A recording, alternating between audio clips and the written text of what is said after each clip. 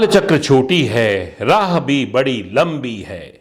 तत्परता के आवेग में महाकाल को तू पछाड़ डाल। डगर बड़ा जीर्ण है, पग पग पग विघ्न है। इरादों के चट्टान से हर बाधा को तू रौंद डाल। सनातनी लोगों को गीता के इस आदर्श वाक्य पर अटूट भरोसा है कि कर्म पथ पर चलना और धर्म का पालन करना सर्वश्रेष्ठ कार्य है। इसके बाद फल क्या मिलेगा वह ईश्वर पर निर्भर करता है।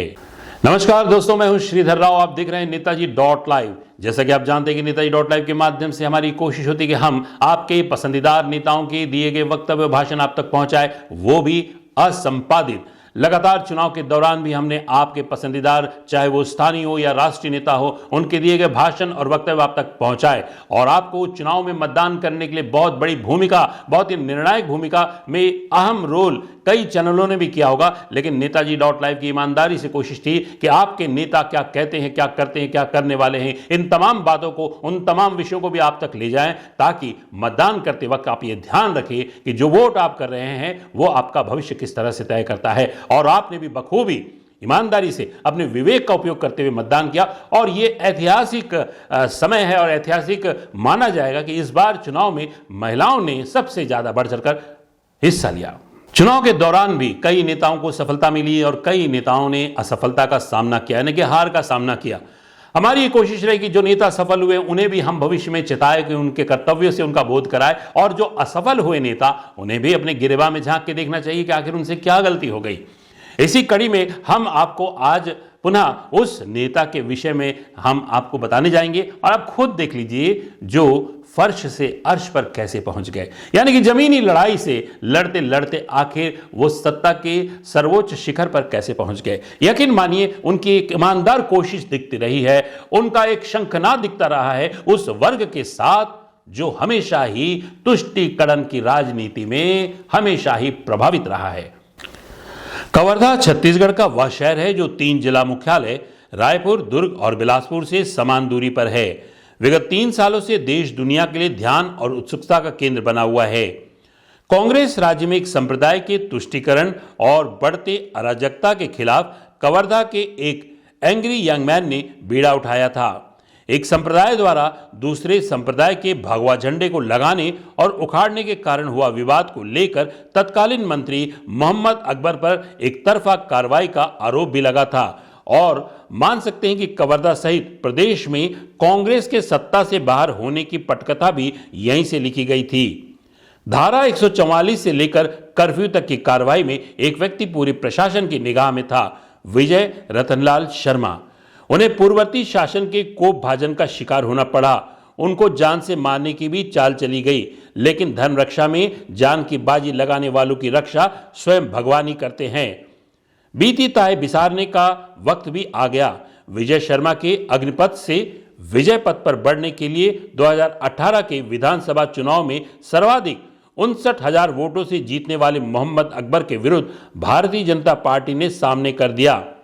3 साल से राख में दबी आग ने जनमत का रूप लिया और विजय शर्मा की धमाकेदार जीत ने सनातन की जीत और भगवे रंग की चमक को और गहरा कर दिया। माना जाता है कि कवर्धा के हिंदुत्व के संघर्ष ने प्रदेश भर में कांग्रेस के खिलाफ जनमत खड़ा कर दिया था।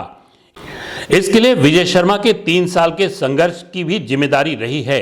यही कारण रहा है कि जब भाजपा के केंद्रीय नेतृत्व ने 2 डिप्टी सीएम के चयन की रूपरेखा बनाई तो हिंदुत्व का फायर ब्रांड भी ध्यान में रखा था। विजय शर्मा छत्तीसगढ़ के डिप्टी सीएम है। उन पर राज्य को तुष्टीकरण की राजनीति से निजात दिलाने की जिम्मेदारी सौंपी गई है। इसका एहसास देखना हो तो कवर्धा में उनकी विजय यात्रा के दृश्य को देखा जा सकता है।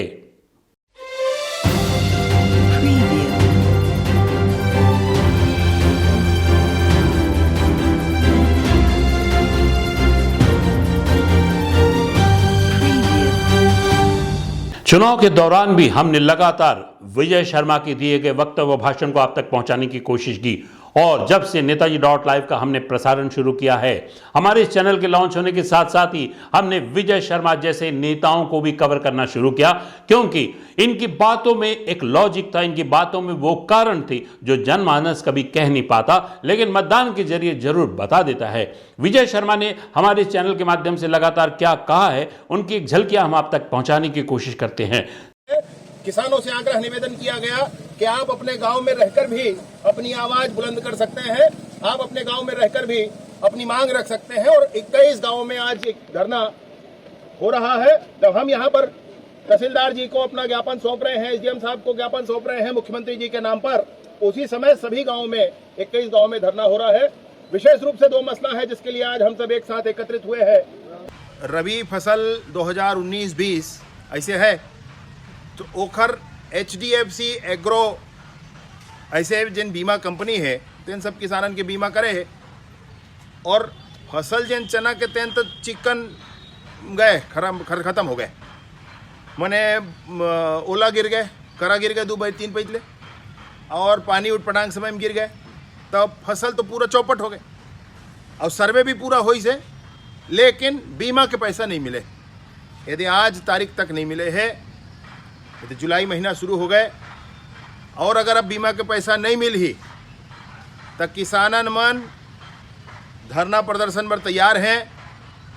हाँ, एक संग नहीं जुटना है, अभी कोरोना के गड़बड़ी है और सरकार के निर्देश है, केंद्र के भी और राज्य के भी। अवला हम सब मानबो सबके जीवन स्वास्थ्य के बात है, लेकिन 51 गांव में एक संग धरना हो है, 5-5 के संख्या में, फिर 51 गांव में किसान धरना में बैठी। अतका सब याद रख लें भैया, कलेक्टरों साहब याद रख ले, ये कृषि विभाग के मंत्री याद रख ले, मुख्यमंत्री याद रख ले और दुनिया याद रख ले। एक किसानन के ये पैसा तुरंत ही निकलना चाहिए ताकि उनका और काम आ सके। हमारा के निवेदन है, ये बात ला हम बार बार पहले तो हाथ जोड़ के कहा था, अब नहीं हो ही भैया तो हमला ये सब करे पड़ी। खाद के लिए कैसा नौटंकी मचा कर रखे हैं। आप गांव-गांव जाना तो सबको बताना, केंद्र से जितना खाद आना होता है उतना ही खाद आता है। चिट्ठी हमारे पास है, इसमें कहीं कोई संशय की बात नहीं है, वो चिट्ठी हमारे पास है। केंद्र को जितना खाद छत्तीसगढ़ को देना है उतना पूरा खाद केंद्र की सरकार भेज रही है। यहाँ रेक पॉइंट पर जो खेल होता है, रेक पॉइंट पर जो खेल होता है वही निर्धारित होता है कि सोसाइटी में कब तक खा जा है और प्राइवेट आदमी कब तक खा जा है। वो रेक पॉइंट में गड़बड़ करते हैं, व्यापारियों से पैसा खा करके प्राइवेट सेक्टर में निजी दुकानदारों को अधिक माल जा रहा है, 70% जा रहा है और 30% सोसाइटी को दे रहे हैं। इस बात का निर्णय करने का पूरा अधिकार छत्तीसगढ़ की सरकार का है। सरकार इस बात को इस तरीके से, आपके गांव भी हो है ना, तो सोसाइटी में जाकर नहीं मिले कुछ, न यूरिया मिले, राखड़ मिले, DAP मिले, फिर जा तो दुकान में तो पोखर दुगना तिगना कीमत में यूरिया DAP राखड़ सब मिल जाए। बराबर मिलत है। अरे खातू तो एक जगह बंद है और एक जगह साथ है, मिलत है वहां नहीं मिलत है, एक आगड़ बढ़े। भूपेश बघेल जी काली उठ के सुध उठ के कही रही मोदी जी ने खाद नहीं भेजा, वो करेक्ट बात है। प्रधानमंत्री 1 नवंबर से धान खरीदी की घोषणा भूपेश बघेल जी की सरकार ने बिल्कुल बेमन से किया हुआ है। समितियों में कहीं तैयारियां नहीं दिखती। समिति के प्रबंधक और समिति के कर्मचारी स्वयं आंदोलन में।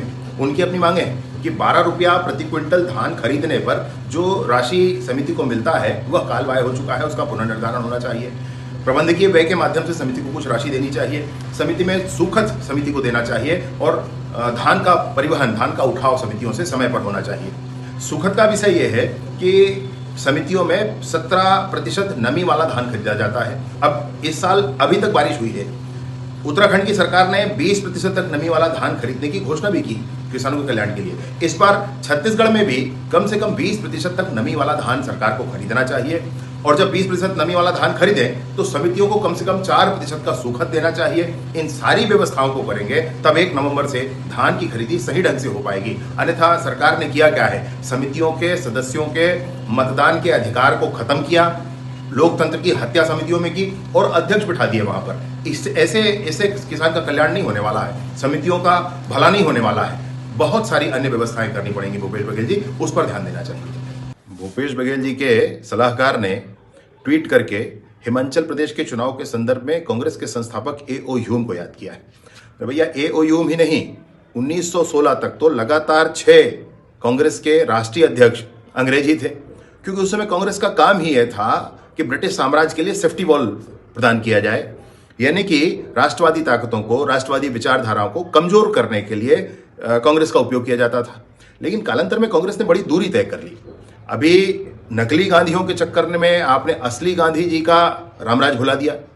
आपने पूरे भारत को एकीकरण करने के लिए अपने प्राण लगा देने वाले सरदार वल्लभ भाई पटेल को भुला दिया, और फिर से एक विदेशी नेतृत्व के हिसाब से आप चल रहे हैं। आपको वही लेफ्ट विंग पसंद है, विदेशों के वो पर्याय पसंद है, विदेशों के वो मान्यताएं पसंद है। बस वही एक चीज अब आपके अंदर रह गई है, और आपकी इन्हीं चीजों के कारण, इन्हीं मान्यताओं के कारण कुछ देर ही सही, परंतु भारतीय जनमानस में कांग्रेस मुक्त भारत का जो संकल्प है वो जरूर पूरा होगा।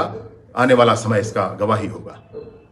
दीपावली से ठीक पहले भूपेश बघेल जी की सरकार ने छत्तीसगढ़ के नौजवानों के साथ अजीब मजाक किया है। अगस्त 2018 में 4 साल पहले प्लाटून कमांडर, सूबेदार, सब इंस्पेक्टर इन पदों पर भर्ती की बात कही गई थी। 4 साल से प्रक्रिया पूरी नहीं हुई है, प्रीलिम्स नहीं हुआ है। मतलब इस परीक्षा में 4 स्टेजेस हैं, प्रीलिम्स है, मेंस है, फिजिकल है और इंटरव्यू है। अभी 26 सितंबर को यह घोषित किया गया था कि आने वाले 6 नवंबर को इसमें प्रीलिम्स की परीक्षा ली जाएगी, और 22 अक्टूबर को यानी कि कल व्यावसायिक परीक्षा मंडल दीपावली से ठीक पहले ये घोषणा करती है कि अपरिहार्य कारणों से ली जाने वाली 6 नवंबर की प्रीलिम्स की इस परीक्षा को स्थगित किया जाता है। 70,000 अभ्यर्थी हैं इसमें, प्रतिदिन मेहनत कर रहे हैं 4 सालों से, परंतु आज तक ये निर्णय नहीं हो पाया, इसकी प्रीलिम्स की परीक्षा नहीं हो पाई है। अब मैं ये कहता हूं कि अपरिहार्य कारण क्या होता है, सरकार को स्थिति स्पष्ट करना चाहिए। साथ ही आज आपको ले चलते हैं क्या कह रहे हैं नेताजी .live के माध्यम से डिप्टी सीएम होने के बाद, यानी कि छत्तीसगढ़ के नवनिर्वाचित विधायकों की टीम से भारतीय जनता पार्टी ने उन्हें डिप्टी सीएम बनाया है। और क्या कह रहे हैं कवर्धा के ये angry young man, fire brand Hindu नेता विजय शर्मा। मैं विजय शर्मा ईश्वर की शपथ लेता हूं कि मैं विधि द्वारा स्थापित भारत के संविधान के प्रति सच्ची श्रद्धा और निष्ठा रखूंगा। मैं भारत की प्रभुता और अखंडता अक्षुण्ण रखूंगा।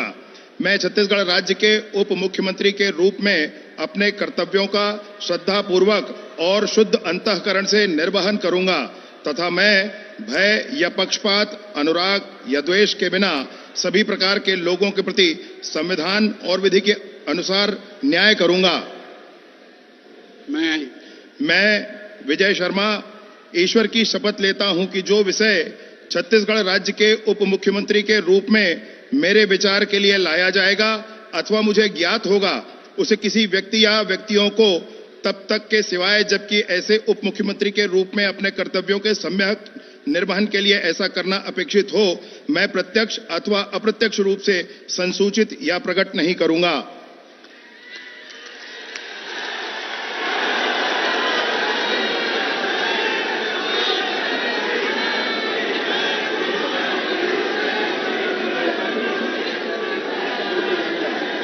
कल मुख्यमंत्री जी ने बहुत बड़ा विषय किया कि पूरे 18 लाख प्रधानमंत्री आवास, जिसकी घोषणा भी पूर्व से भाजपा की थी, जिसका संघर्ष भाजपा ने सड़क पर किया था, उसमें गरीबों ने साथ दिया था, तो सबसे पहला काम तो वही करना था। तो 18 लाख प्रधानमंत्री आवास स्वीकृत किए गए। अब इसके लिए बड़ी धनराशि की आवश्यकता है, तो सर्वप्रथम तो अनुपूरक बजट की आवश्यकता है। इसके सिवा आगे कुछ और योजनाएं जो हैं जिसको शीघ्र ही अगली कैबिनेट में निर्णय किया जाएगा, उसके लिए भी अनुपूरक बजट की आवश्यकता है। संस्कृति ही प्रारंभ से गड़बड़ कर दी। इनको सरकार मिली तो इन्होंने सोचा कि ये सुख पाने का, धन संचय का साधन है। राजनीति शक्ति की आराधना है और शक्ति प्राप्त करके बड़ा परिवर्तन समाज में आप करें, यह प्रयास होना चाहिए। परंतु इन्होंने चौक चौराहे में भी पैसे उगाही का जो मसला बना लिया, तो ये संस्कृति नीचे तक चली गई। आपने देखा किस तरह से एक युवा किस तरह से जनमानस के जरिए, जनमानस के द्वारा और जनमत के जरिए अपने विचारों को जब जब उसने जनता के बीच रखा, जनता ने स्वीकार किया।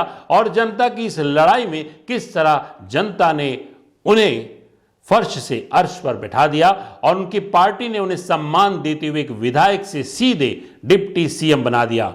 हमारी ये कोशिश इसी तरह जारी रहेगी। संघर्ष के दौरान उन नेताओं के दिए गए वक्तव्य, भाषण भी हम आप तक पहुंचाएंगे और सफलता के बाद भी हम पहुंचाएंगे और भविष्य में भी हमारी नजर उन नेताओं पर होगी कि वे क्या कहते थे और क्या कर रहे हैं, क्या वे अपने वादे को ठीक तरह से निभा रहे हैं, कर्तव्य परायणता की पराकाष्ठा पे वे कितने खरे उतरते हैं, आने वाला समय बताएगा।